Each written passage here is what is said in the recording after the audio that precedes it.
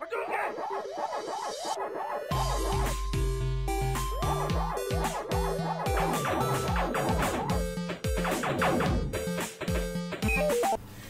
dudes and dudettes, my name's Sam. And my name's Brendan, and today we're going to talk about Thomas Was Alone. Now, Thomas Was Alone was released on Steam in 2012, was developed by Mike Bithell, and it's now also available on the PlayStation Network. It follows Thomas, who is a red rectangular rapscallion, and his friends as they traverse many different puzzles, working together to try and escape the system, as it were.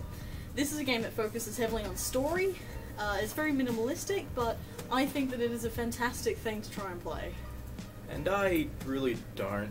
So let's talk about that later, but for now let's focus on what the actual game is.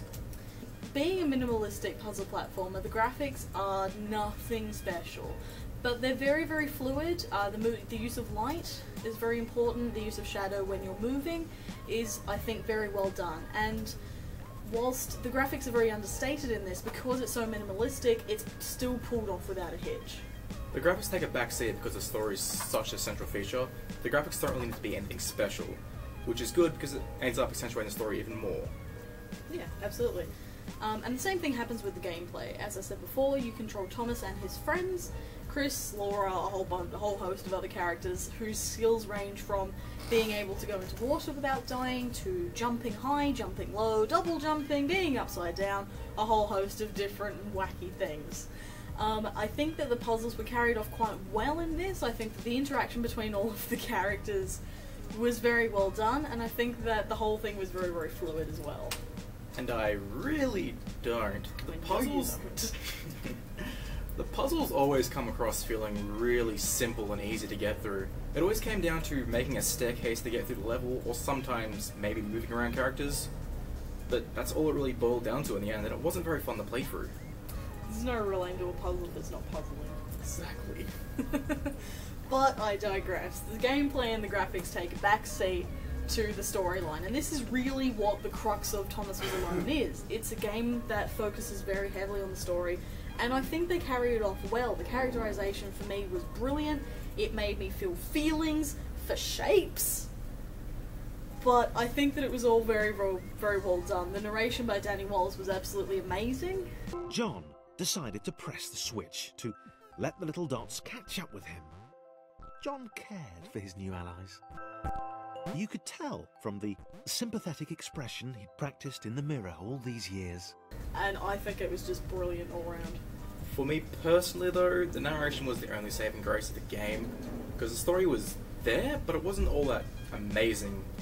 I will agree that it got better towards later in the game, and Danny Wallace definitely saved it with his amazing snarky criticism, but outside of that, eh. So I think that a lot of the humour in this game wouldn't have been pulled off nearly so successfully were it not for a snarky Brit behind the lines. Definitely, without Danny Wallace, it wouldn't be anywhere near as impactful as it was. Yeah, everyone loves a snarky Brit. So, Thomas Was Alone was really a game where the storyline was at the forefront. The gameplay and the graphics took a backseat to the game. But I think that if you have a sliding scale where, you know, perhaps the game's made by big developers where it's all about the graphics or the gameplay or the online multiplayer or the new features or the this, the that, that probably goes up one end where the story takes a back seat, and I think that Thomas Was Alone really brings you back to why that shouldn't be the case. And I think that if you look at the sliding scale, Thomas Was Alone may be a bit too far the other way. It's a very good example of interactive storytelling rather than a game. But I think that you probably need a little bit more gameplay to bring it back into the middle and really make it shine. You definitely do. As far as the indie game goes, it's pretty well constructed, but as we've been saying, gameplay needs to be improved. Definitely, but I think it's definitely worth playing. It's on Steam for $10 and they have sales all the time on it, so I think you should go and get it.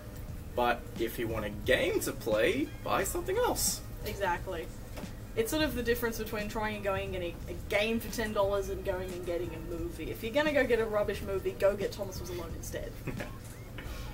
But hey, this was our first video. This was our review of Thomas Was Alone. I hope you enjoyed it. Please like, comment, and subscribe. Let us know if there's something that you'd like us to review.